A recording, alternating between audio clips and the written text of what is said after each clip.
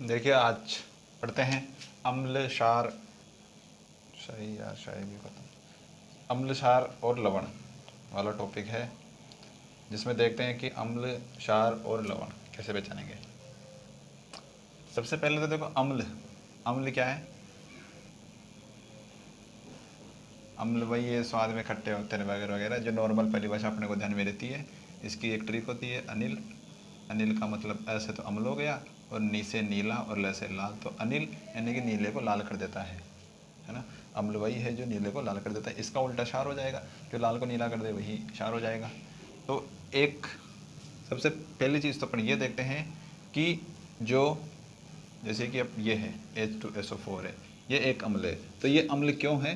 क्योंकि ये क्या देगा? H+। ये क्या देगा? H+ देगा। यानी कि जो H+ आयन देते हों, जो H+ आयन देते हो, जो H+ आयन क्या करते हो? देते हो, या आप कह सकते हो कि प्रोटॉन देते हो, प्रोटॉन। क्योंकि H+ आयन और प्रोटॉन एक ही बात है। क्योंकि देखो H में क्या है? H में एक इलेक्ट्रॉन और एक प्रोटॉन। एक इलेक्ट्रॉन निकाल दिया तो यहाँ पे क्या आ जाएगा? प्लस आ जाएगा। प्लस आ गया तो यहाँ पे एक प्रोटॉन तो बचा, तो आप इसको एक प्रोटॉन कह दो, या तो एक प्रोटॉन ले लिख दो, या फिर ये लिख दो H+ आयन। तो जो H+ आयन दे या दान करे, या प्रोटॉन का दान करे, वो क्या है? आपका अम्ल है। वो क्या है? आपका अम्ल। क्षार, क्षार क्या होगा? क्षार क्या होगा? जो ग्रहण करे, जो ग्रहण करे वो क्या हो जाएगा? क्षार हो जाएगा। ठीक है, इतनी सी बात है, ये हो गया।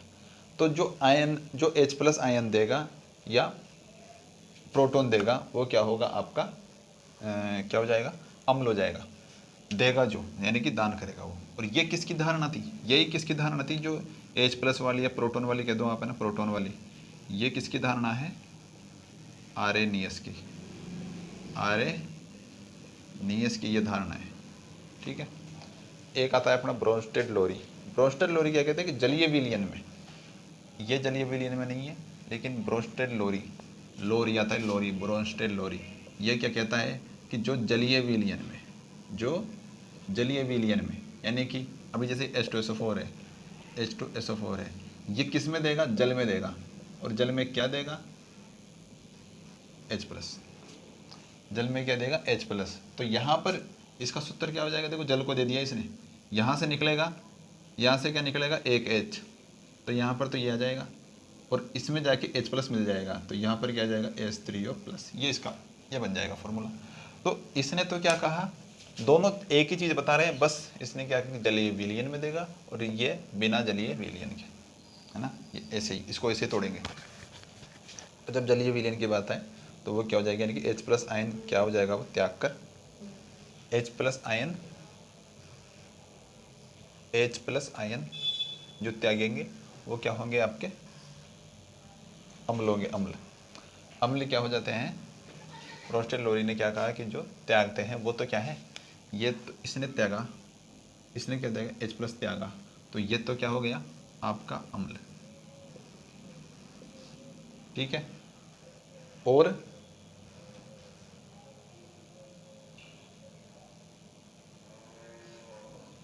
ये तो हो गया अम्ल। ग्रहण किसने किया? क्षार ने। विग्रहण किसने किया? क्षार ने।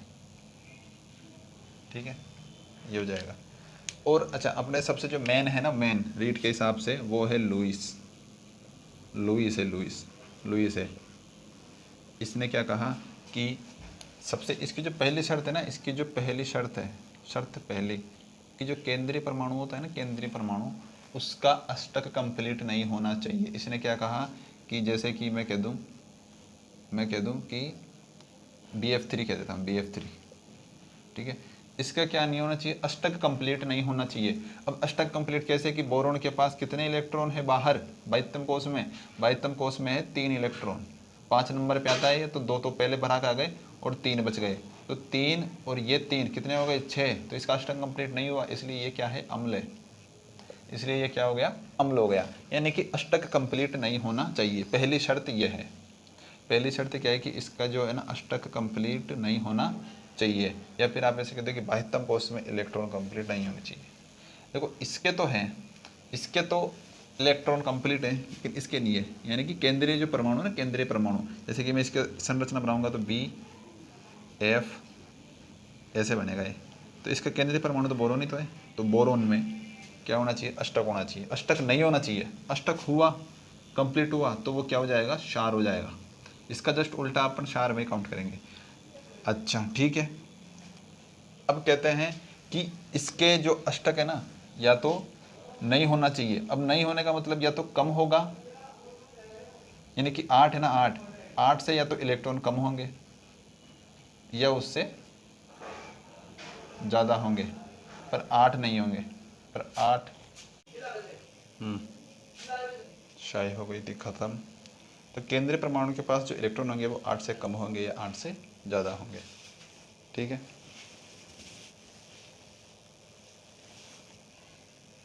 इलेक्ट्रॉन न्यून यौगिक, इलेक्ट्रॉन न्यून यौगिक यानी कि जो अष्टक का पालन नहीं करते, एक तो पहली बात तो ये, दूसरा इसके पास पालन भी नहीं करेंगे, दूसरा या तो ज़्यादा होंगे या कम होंगे। अष्टक नहीं होगा, या तो ज़्यादा होंगे या कम होंगे। जैसे कि मैं कह दूँ कि आपको SF6 है, SF6 है, तो S के पास कितने इलेक्ट्रॉन होते हैं, सल्फर है, सल्फर कितने पे आता है, 16 पे। सल्फर कितने पे आएगा, 16 पे आएगा।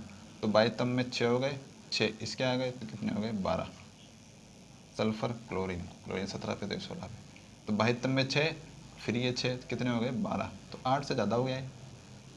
एक ले लो आप PCl5, PCl5 लो, इसमें क्या हो जाएगा, P के पास कितने इलेक्ट्रॉन है, बाहर, बाहर कितने इलेक्ट्रॉन होते हैं, फास्फोरस, फास्फोरस सल्फर, तो 15, 15 में 5 बाहर हैं, 5 ये, तो इसके पास कितना हो गया, 10 हो गया, 10।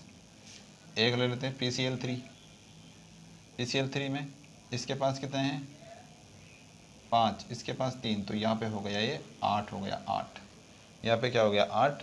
इसका मतलब कि 8 हो गया ना, तो ये क्या होना चाहिए, क्षार होना चाहिए आपका, ये क्या होना चाहिए, क्षार होना चाहिए, और ये क्षार ही होगा।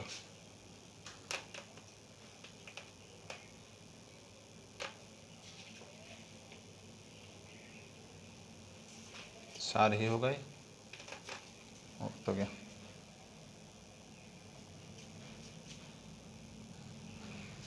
PCl3 सेकेंड, तो PCl5 यहाँ पे क्या हो जाएगा, इसके पास 10 इलेक्ट्रॉन है। PCl3 में क्या है, 8 इलेक्ट्रॉन है, तो अष्टक कंप्लीट हो रहा है। दूसरा इसमें कोई बहुबंध भी नहीं है, तो इस वजह से ये क्या हो जाएगा आपका, ये क्या हो जाएगा आपका, ये हो जाएगा क्षार और ये हो जाएगा अम्ल। इसका अष्टक कंप्लीट है ना, इसका क्या है, अष्टक कंप्लीट है। अच्छा PCl5 ये हो गया, एक चीज़ तो ये हो गई, अष्टक वाली हो गई पहली चीज़ तो, और उससे ज़्यादा भी एक है कि जो इलेक्ट्रॉनों का इलेक्ट्रॉन युग्म जो क्या करे, इलेक्ट्रॉन युग्म ग्रहण करे। देखो जो अम्ल होते हैं ना, अम्ल वो दान किसका करते हैं, प्रोटॉन का, लेकिन ग्रहण किसका करते हैं, इलेक्ट्रॉन का। ये बात ध्यान में रखना, दान करते हैं प्रोटॉन का और ग्रहण करते हैं इलेक्ट्रॉन का। तो इलेक्ट्रॉन युग्म जो ग्रहण करेंगे, जो इलेक्ट्रॉन युग्म ग्रहण करेंगे वो क्या है आपके, अम्ल है वो क्या है कि अम्ल है। जैसे कि BeCl2, BeCl2, BeCl2, तो Be ये Cl और ये Cl, तो यहाँ पर ये 2 इलेक्ट्रॉन क्या कर रहा है, ग्रहण कर रहा है, 2 इलेक्ट्रॉन क्या कर रहा है, ये ग्रहण कर रहा है। और beryllium, hydrogen, helium, lithium, beryllium 4 number पे आता है ये। 4 नंबर में 2 तो इसके पहले कक्ष में बाहर बचे 2, बाहर क्या बचे, 2 बचे, बाहर बचे 2। तो इसका देखो अष्टक भी कंप्लीट नहीं है, 4 इलेक्ट्रॉन हो गए। और दूसरी बात, ये इलेक्ट्रॉनों को ग्रहण भी कर रहा है, इलेक्ट्रॉन युग्म में क्या कर रहा है, ये ग्रहण कर रहा है। PCl3 में इलेक्ट्रॉन युग्म ग्रहण नहीं कर रहा, और PCl5 में इलेक्ट्रॉन युग्म ग्रहण कर भी रहा है। हाँ, इलेक्ट्रॉन युग्म ग्रहण कर रहा है, ये भी इलेक्ट्रॉन युग्म ग्रहण कर रहा है, लेकिन इसका अष्टक कंप्लीट है, इसका अष्टक कंप्लीट नहीं है, इसका अष्टक क्या है, कंप्लीट नहीं है। तो ये तो हो गया अम्ल, और ये अपना क्या हो जाएगा, क्षार। ऐसे ही NH3 ले लो, NH3, अब NH3 में क्या है, देखो लोन पेयर है, लोन पेयर है, और ये है ना इसका दान कर सकता है, अगर इसके पास है तो ये क्या कर सकता है, दान कर सकता है। और PCl3 के पास भी लोन पेयर होगा क्या? नाना पापा आंसू, इसके पास भी लोन पेयर तो होना चाहिए फिर तो भाई, PCl3 है। ओ शिट, यहाँ पर लोन पेयर रहेगा। PCl3 भी क्या है, PCl3 से आ रहे, कन्फर्म से आ रहे PCl3, क्योंकि PCl3 के पास में क्या है कि ये है, तो इसके पास में Cl Cl और Cl, और यहाँ पे 2 इलेक्ट्रॉन बच गए, 2 इलेक्ट्रॉन बच गए ना। तो ये क्या इलेक्ट्रॉन है, इलेक्ट्रॉन युग्म बच रहा है इसके पास में, और इलेक्ट्रॉन युग्म ये बच रहा है तो ये दान भी कर सकता है। और दान कौन कर सकता है? सारी करता है।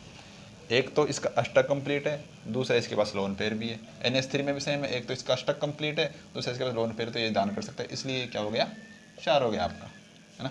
तो इलेक्ट्रॉन युग्म वाली बात और एक हो गई इसकी बात।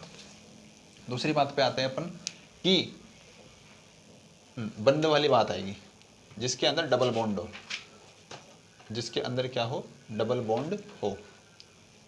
जैसे CO2 है, CO2 है।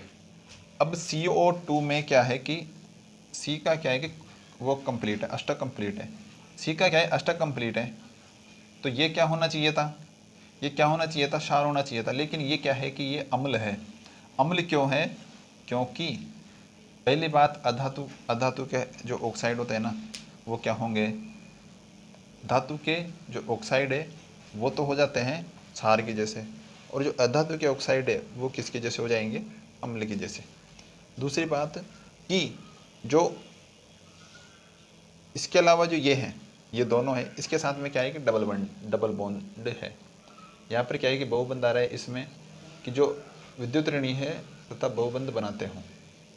इसमें लिखा हुआ है कि किसी यौगिक में केंद्रीय परमाणु के साथ बंध बनाने वाला अन्य परमाणु अधिक विद्युत ऋणी हो तथा बहुबंध बनाते हो, सभी लोइस अम्ल होते हैं। ये है, ये इससे ज़्यादा विद्युत ऋणी है। अपन आउटसाइड में जाते हैं तो विद्युत ऋणता बढ़ती है, इसलिए क्लोरीन की सबसे ज़्यादा होती है विद्युत ऋणता, वो उधर लास्ट में रहता है।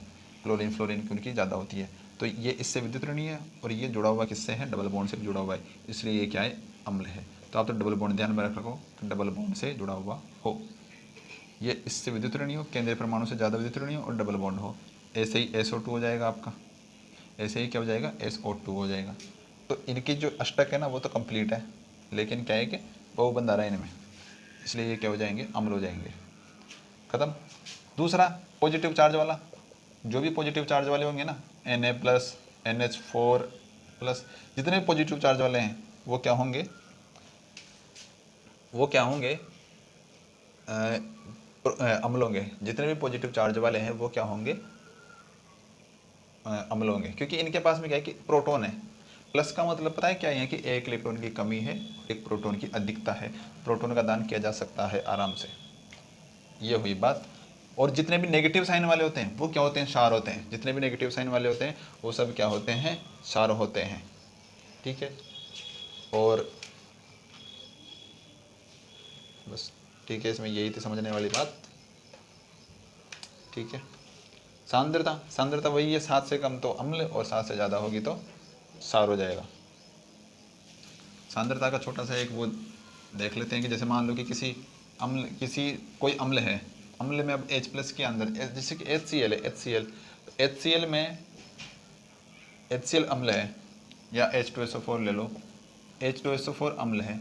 इसके अंदर क्या है कि जो H+ की जो सांद्रता है ना वो कितनी दे रखी है, नहीं, H2SO4 की सांद्रता कितनी दे रखी है, इसकी सांद्रता 10⁻⁻⁴ m।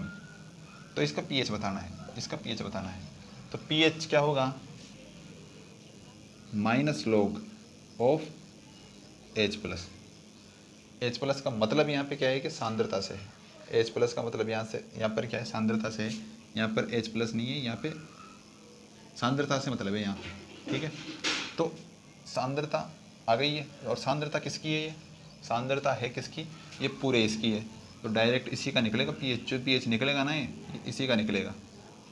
ठीक है, तो माइनस है ये माइनस, तो माइनस log 10⁻⁻⁴। तो -4 इधर आ जाएगा, तो ये +4 log 10 का मान 1 होता है, तो 4 इसका आंसर आ जाएगा। बस ऐसे ज्ञात करना है आपको, खत्म। दूसरा अपन देखते हैं, प्रबल अम्ल देखते हैं। प्रबल अम्ल क्या है, प्रबल अम्ल और दुर्बल अम्ल। प्रबल अम्ल को याद रख लो, जैसे कि HCl हो गया, ठीक है। एक हो जाता है आपका H2SO4, एक हो जाता है आपका HNO3, और एक क्या है HF। तो ये है प्रबल अम्ल, और इसके अलावा जितने भी हैं वो सब क्या है, दुर्बल अम्ल आ जाएंगे। 4 आपको याद रखने हैं प्रबल अम्ल। अब दुर्बल अम्ल में भी जैसे कि मैं कह दूं कि HCO3 कार्बिक एसिड होता है ये, ठीक है। एसिटिक एसिड मान लो, एसिटिक एसिड, मतलब जितने भी आ जाएंगे ना एसिटिक एसिड, जितने भी एसिड आ जाएंगे वो सब इसके अंदर आ जाएंगे, ठीक है। H3PO4 ये आ गया, एक H3PO4, ये यहाँ पे माइनस आएगा, H2CO3 होता है ये वैसे तो, H2CO3, ठीक है। HBr ले लो, तो इनको याद रख लो, बाकी सब ऐसे ही आ जाएंगे। अम्ल भी, अब देखो अम्ल जो होते हैं वो अम्ल की 2 कैटेगरी होती है, एक तो होती है कार्बनिक और एक होते हैं अकार्बनिक। कार्बनिक वो जैसे कि ये है एसिडिक एसिड, जैसे कि ये है। तो कार्बनिक एसिड जो होते हैं ना वो किस में आएंगे, खाद्य पदार्थों में आएंगे, आपके अधिकतर खाद्य पदार्थों में। और जो अकार्बनिक पदार्थ है वो किस में आएंगे, आपके खनिज लवणों में, खनिज में आएंगे, खनिज में। तो HCl, H2SO4, HNO3 ये सब क्या है, ये खनिज वाले अम्ल हैं, यानी कि अकार्बनिक और कार्बनिक खाद्य पदार्थों में आते हैं। जैसे आपका लैक्टिक एसिड हो गया, एसिटिक एसिड हो गया, और भी मैलिक एसिड वगैरह, ये सब खाद्य पदार्थों में जो है, टार्ट्रिक, ऑक्जेलिक, ये सब उसमें आएंगे। हो गया। इसके बाद में टार्ट्रिक एसिड का क्या यूज है शराब में। टार्ट्रिक एसिड इमली में पाया जाता है, लेकिन इसका यूज किस में किया जाएगा, शराब में किया जाएगा इसका यूज। अब एक चीज़ देखो कि सिरका जो होता है, सिरका वो क्या होता है, सिरका होता है जलीय, यानी कि जल में एसिटिक एसिड मिला दो, एसिटिक एसिड, और आपका सिरका तैयार हो जाएगा। यानी कि एसिटिक एसिड को है ना क्या कर दो आप, तनु कर दोगे ना, यानी कि जल मिला दो उसके अंदर, तो क्या है, सिरका तैयार हो जाएगा। और सिरका क्या है, सिरका क्या होता है, सिरका वही है जो अचार वगैरह को अपन वो बचाते हैं ना, परिरक्षण के लिए उसमें अचार में मिलाते हैं, सिरका वही है। यूरिक एसिड मूत्र में है ही। सेविक एसिड होता है घास में। ग्लाइकोनिक एसिड गन्ने में, ग्लाइकोनिक एसिड किस में होगा, ग्लाइकोनिक एसिड किस में होगा, गन्ने में होगा। और ठीक है, ये हो गया। टार्ट्रिक एसिड शराब में आ गया। विनेबार, एसिटिक एसिड को विनेबार भी कहते हैं। जो एसिटिक एसिड है ना, इसको और क्या नाम दिया जाता है, विनेबार। अपन देखते हैं टेनिक अम्ल होता है चाय में होता है। देखो एक चीज़ देखी जाती है कि HCl क्या है कि HCl किस में होगा, नमक का तेजाब, नमक का जो तेजाब होता है, नमक का तेजाब, वो क्या होता है आपका HCl कहाँ पे होगा, पेट में, अमाशय में, ठीक है, पेट में पाया जाता है। और H2SO4 का क्या हो जाएगा, बैटरियों में, कार की जो बैटरियाँ होती हैं उनमें इसका यूज होगा, बैटरियों में, ठीक है। दूसरा क्या है, ऑयल ऑफ विट्रियोल, इसे कहते हैं, इसे क्या कहेंगे, oil of vitriol, oil of vitriol. सीचा संचायक सेल में या बैटरी में, अपने जो सीचा संचायक सेल होते हैं, जो होते हैं, सीसा संचायक सेल या बैटरी में, सीधा बोल दो बैटरी में, ये हो जाएगा, ठीक है। बेंजोइक एसिड किस में आता है, परिरक्षण में आता है। बेंजोइक एसिड किस में आता है, परिरक्षण में। बेंजोइक एसिड को परिरक्षण में यूज में लिया जाता है। HNO3 क्या होता है, सोरे का अम्ल होता है, एक्वारेजिया। अच्छा, एक्वारेजिया क्या है, एक्वारेजिया क्या होता है, HCl प्लस HNO3, इसी से ही क्या बनाते हैं, ये बनाते हैं। अब इनका जो अनुपात होगा वो HCl का ज़्यादा होगा और इसका 1 होगा, इनका अनुपात ये होता है, ये रेशियो होता है। इन दोनों से क्या बनता है, एक्वारेजिया। ये धातुओं को गलाने में काम आता है, धातुओं को गलाने में, कठोर धातुओं को भी आसानी से गला सकता है आराम से एक्वारेजिया। इसे क्या कहते हैं, लोयल वाटर कह दो, लोयल वाटर। हाँ, और एक्वारेजिया हो गया। सोरे का अम्ल उर्वरक के रूप में भी इसको काम में लिया जाता है। विस्फोटक यानी कि डायनामाइट में भी, डायनामाइट विस्फोटक में भी इसको काम में लिया जाता है। ये हो गए। और इसका नाम है नाइट्रिक एसिड, नाइट्रिक एसिड। ठीक है। HNO3 इसको हिंदी में बोलते हैं अम्लराज, अम्लराज। एक होता है अम्लों का राजा, जो कौन होता है, H2SO4 होता है। अम्लों का राजा ये है, जबकि अम्लराज ये है। HNO3 ये क्या होता है, प्रबल संक्षारक भी होता है। संक्षारक का मतलब वही जो अपने को अपन किसी धातु को शरण से बचाते हैं।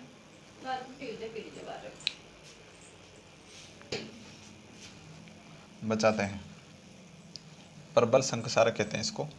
और HCl का और क्या काम है, ये जो अपने जो होते हैं ना जो होते हैं सिंक वगैरह, है ना, वॉश बेसिन ले लो या सिंक वगैरह जो होते हैं, इनकी जो सफाई करते हैं ना, उसमें तेजाब डाल दो। तेजाब यानी कि ये HCl डाल दो, ये डाल दो, या आप नमक का तेजाब भी डाल सकते हो। तो नमक का तेजाब भी तो HCl है, तो वो डाल दो तो वो सफाई हो जाएगी। तो इसलिए इसको यूज में वहाँ पे लिया जाता है, सैनिटरी वगैरह में, नल वगैरह को साफ़ करने में, ये सब वहाँ पे ये काम में आता है। ठीक है। बेंजोइक अम्ल परिरक्षण में हो गया। खाद्य परिरक्षण में एस्कोर्बिक एसिड, एस्कोर्बिक एसिड सामान्यतः खाद्य पदार्थों में होता है। एस्कोर्बिक एसिड तो है ही विटामिन सी, जो सर्वाधिक किसमें होगा, आंवला में, सर्वाधिक आंवला में होगा। लेकिन ये नींबू में नहीं पाया जाएगा, नींबू में नहीं पाया जाता है। नींबू में क्या होगा, सिट्रिक एसिड, नींबू संतरा, सिट्रिक एसिड में नींबू संतरा आंवला। ठीक है। फॉर्मिक एसिड पता है, ये चींटी बिच्छू डंक में आता है। और अपन लेते हैं, हाँ, एक होता है अपवाद। देखो धातु से कोई भी अम्ल है, अम्ल H2SO4, HCl ले लो, HCl है ना, HCl है, वो देखो धातु से, धातु जिंक ले लेते हैं, इससे अगर वो अभिक्रिया करेगा तो क्या बनाएगा, जिंक क्लोराइड प्लस H2, ये बनाएगा। जब धातु से क्रिया करते हैं ना, तब क्या होता है, H2 गैस मुक्त होती है, ये मुक्त होती है। लेकिन जो HNO3 है, ये क्या है, अपवाद है। एक HNO3 का अपवाद है, तो इसकी धातु से क्रिया कराओ तो क्या होगा, आपकी H2 गैस मुक्त नहीं होगी, आपकी H2 गैस मुक्त नहीं होगी। ये अपने को ध्यान में रखना है, नहीं देता है। कॉपर धातु किसी भी अम्ल के साथ क्रिया करके H2 गैस नहीं देता। कॉपर भी, सभी धातुएं क्या होती है कि ये क्रिया करके H2 गैस देगी, लेकिन कॉपर भी एक अपवाद है। अच्छा, ये इसमें तो ये अपवाद है अम्लों में, तो और धातुओं में क्या है, कॉपर अपवाद है कि कॉपर भी किसी के साथ क्रिया करके ये नहीं देती है। तो अब अपन क्या करते हैं कि इनकी जो अभिक्रिया है ना, उसको एक बार थोड़ा सा रिवाइज कर लेते हैं कि जो अभिक्रिया है ना वो कैसे काम करेगी। भाई अम्ल की क्षार से अभिक्रिया, ये तो सभी को पता है। भाई अम्ल की क्षार से अभिक्रिया होती है, इसमें क्या बनता है, लवण प्लस जल, इसी को कहते हैं उदासीनीकरण अभिक्रिया। अब ले लेता हूँ मैं अम्ल, अम्ल की कराते हैं धातु से विक्रिया, तो रटना नहीं है, समझ लो। यहाँ पे HCl ले लिया मैंने, HCl के बाद में जिंक ले लिया, तो जिंक तो किससे हो जाएगा, जिंक क्लोराइड, ZnCl2, और बचा क्या, हाइड्रोजन, तो ये H2 गैस मुक्त हो जाएगी। तो सीधी सीधी बात है, लवण बनेगा। ये क्या हो गया, लवण, और ये क्या हो गई, गैस। ठीक है। एक लेते हैं अपन दूसरा, अम्ल प्लस धातु ऑक्साइड, धातु ऑक्साइड ले लिया। इसमें क्या बनेगा, अम्ल है, ZnO है, इससे क्या बन जाएगा, ZnCl2, और इधर क्या बन जाएगा, H2O। तो ये कि भी क्या हो गया, लवण हो गया है। ये क्या हो गया, लवण हो गया। अच्छा, अब आपको साफ साफ दिख रहा है कि जो धातु ऑक्साइड है ना, किसकी भांति कार्य कर रहा है, क्षार की जैसे भांति कार्य कर रहा है, उसी की टाइप से कार्य कर रहा है ना। एक आता है आपका अम्ल प्लस धातु कार्बोनेट, अम्ल प्लस धातु कार्बोनेट। अच्छा, इसमें धातु ऑक्साइड नहीं आएगा, यहाँ पे धातु हाइड्रोक्साइड आएगा, सॉरी धातु ऑक्साइड नहीं आएगा, यहाँ पे क्या आएगा, धातु हाइड्रोक्साइड, धातु हाइड्रोक्साइड आएगा, ZnOH का होल ट्वाइस, ये आएगा यहाँ पे। तो HCl प्लस ZnOH का होल ट्वाइस, तो ये क्या हो जाएगा, तो धातु हाइड्रोक्साइड, यहाँ पे क्या बन रहा है, लवण और जल बन रहा है। तो यानी कि ये किसके भांति कार्य करेगा, यहाँ पे हाइड्रोक्साइड, ये किसकी बातें करेगा, क्षार की बातें। धातु कार्बोनेट, धातु कार्बोनेट ले लो, यानी कि HCl प्लस Na2CO3, ये धातु कार्बोनेट हो गया। इसमें क्या होगा, NaCl बन जाएगा, और इसमें क्या बन जाएगा, NaCl, और क्या बन जाएगा, H2, NaCl और H2O और CO2, ये बन जाएगा। अगर H2CO3 बना दोगे तो सीधा ही वो तो वापस ही अम्ल बन जाएगा ना, तो गलत हो जाएगा ये तो यहाँ पे देखो नमक भी बन रहा है, जल भी बन रहा है, नमक जल, नमक जल, लेकिन यहाँ पर CO2 गैस ये मुक्त हो रही है। तो ये किसके साथ में होगी, कार्बोनेट के साथ में। सेम यही कंडीशन किसके साथ में होती है, धातु है ना, बाइकार्बोनेट, धातु के जो बाइकार्बोनेट होते हैं उनके साथ में, जैसे कि HCl प्लस NaHCO3 सेम बनेगा NaCl plus H2O plus CO2, same चीज़ बनेगी, सेम। तो CO2 यहाँ पे मुक्त हो रही है और यहाँ पे भी मुक्त हो रही है, ये अपने को ध्यान में रखना है। ये आ गई होगी बात समझ में। अब यहाँ पर ये तो धातु हाइड्रोक्साइड और पहले वाला जो लिखा था वो भी सही था, यानी कि अम्ल प्लस धातु ऑक्साइड, ये भी क्या करेंगे, लवण और जली देंगे। तो ये भी एक तरह से क्या हो गए, क्षार हो गए, क्षार, क्षार की प्रति कार्य करते हैं, यानी कि HCl प्लस ZnO ले लो, या आप ले लो CuO2 ये ले लो आप, कॉपर नहीं CuO ले लो, ZnO CuO कुछ भी ले लो। तो ये क्या हो जाएगा आपका, इधर क्या बन जाएगा, ZnCl और copper chloride, ZnCl2 copper chloride plus जल, तो धातु ऑक्साइड और धातु हाइड्रोक्साइड दोनों क्या है, क्षार, दोनों क्या है, क्षार। ठीक है, अब आई बात समझ में। अब इसमें क्या है कि एक चीज़ देखी जाती है कि जो प्रबल अम्ल और प्रबल क्षार, जो प्रबल क्षार होगा ना उनसे जो वो बनेगा, क्या बनेगा, लवण, उनसे जो लवण बनेगा ना वही होगा उदासीन। उदासीन का मतलब है कि उसका ही pH क्या होगा, 7 होगा। लेकिन अगर प्रबल अम्ल की जगह दुर्बल अम्ल आ जाए या प्रबल क्षार की जगह दुर्बल क्षार आ जाए, यानी कि दोनों को किसी को भी एक्सचेंज कर दो, तो उनका pH किसी कंडीशन में 7 नहीं होगा, और इसी कंडीशन प्रबल अम्ल और प्रबल क्षार वो क्या होगा, pH 7 होगा। और यही क्या होते हैं, प्रबल वैद्युत अपघट्य, यही क्या होते हैं, प्रबल वैद्युत क्या होते हैं, अपघट्य होते हैं। ठीक है, वैद्युत अपघट्य होते हैं। अब जब प्रबल क्षार कौन कौन से होंगे, देखो जो पहला वर्ग है ना, पहला वर्ग जो फर्स्ट वर्ग है, फर्स्ट वर्ग की जो धातुएं हैं वो इसके अंदर आ जाएंगी, जैसे कि LiOH। फर्स्ट वर्ग की जो धातुएं हैं ना वो इसके अंदर आ जाएंगी, LiOH, सबका हाइड्रोक्साइड लगा दो। हाइड्रोक्साइड के ये थोड़े ढंग के क्षार है, ऐसे तो होने में क्षार तो ये भी होगा, क्षार तो ये भी होगा, लेकिन क्या होगा कि ये उससे भी बढ़िया है, ये प्रबल क्षार में काउंट होते हैं। तो LiOH, NaOH है ना, अपन देखते ही हैं कि ये भी प्रबल क्षार है, ये भी प्रबल क्षार है, ये तो, और जिसमें ये तो कुछ ज़्यादा ही प्रबल क्षार है। सर्वाधिक प्रबल क्षार तो NaOH होता है, कास्टिक सोडा। इसके बाद में KOH आता है, सारे लिख लो, की रब से फरियाद, ये सभी इसके अंदर आ जाएंगे। और एक अपना आता है कैल्शियम हाइड्रोक्साइड, ये भी क्या है कि ये भी प्रबल क्षार में काउंट होता है। इसके अलावा जो बचते हैं, इसके अलावा जो बचेंगे वो सब किस में आ जाएंगे, दुर्बल क्षार में आ जाएंगे। ये तो क्या है, प्रबल क्षार में आ जाएंगे। इसके अलावा जितने भी बचेंगे वो क्या आ जाएंगे, दुर्बल क्षार में आ जाएंगे। जैसे कि कॉपर, ये ले लो आप, कॉपर का ले लो, जिंक का ले लो, और किसका ले लो, Fe का ले लो, FeOH का होल ट्वाइस, NH4OH, ये क्या है आपके, ये क्या है आपके, वो दुर्बल क्षार है, दुर्बल क्षार है। अच्छा, अब ये क्षार कैसे, अब देखो इनमें एक चीज़ ये भी होती है कि जो जलीय विलयन में क्या देते हैं प्रबल, वो तो क्या देंगे, अम्ल तो H+ देते हैं ना, लेकिन ये क्या देते हैं, ये क्या देते हैं, OH माइनस देते हैं। ये क्या देते हैं आपके, OH माइनस देते हैं। ठीक है, आगे बात समझे। तो इनके सबके OH OH जुड़ा हुआ है। अब Na2 है, ये कार्य तो किसकी बात ही करेगा, क्षार की बात ही है, लेकिन ये कंप्लीट क्षार नहीं है ना, कंप्लीट क्षार नहीं है। अब क्षार ऐसे तो है, क्षार तो है ही है, लेकिन अभी अभी देखो इसका जो O है, O का क्या है कि अष्टक कंप्लीट है।